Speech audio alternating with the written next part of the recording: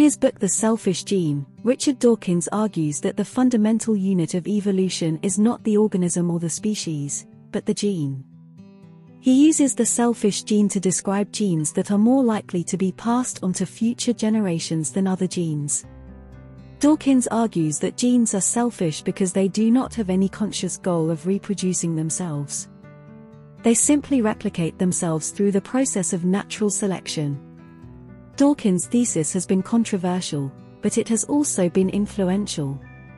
It has helped to shape our understanding of evolution and has led to new insights into human behavior. Here are some of the key points of Dawkins' thesis. The gene is the fundamental unit of selection in evolution. Genes are selfish in the sense that they are more likely to be passed on to future generations if they help the organism in which they reside to survive and reproduce. Altruistic behavior can be explained in terms of kin selection, where an organism helps to increase the chances of survival of its relatives, who share some of its genes. Memes, which are cultural units of transmission, can also be viewed as selfish replicators.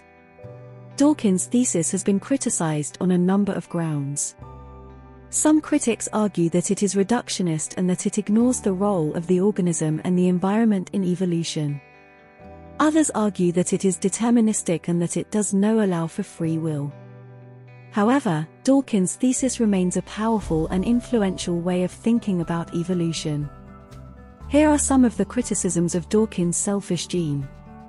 It is reductionist. Dawkins reduces the organism to a collection of genes, and he ignores the role of the environment in evolution.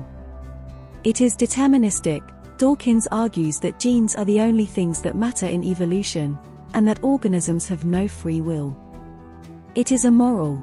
Dawkins argues that genes are selfish and that they do not care about the well-being of the organism or the species. Despite these criticisms, Dawkins' Selfish Gene has been a hugely influential book. It has helped to shape our understanding of evolution and has led to new insights into human behavior.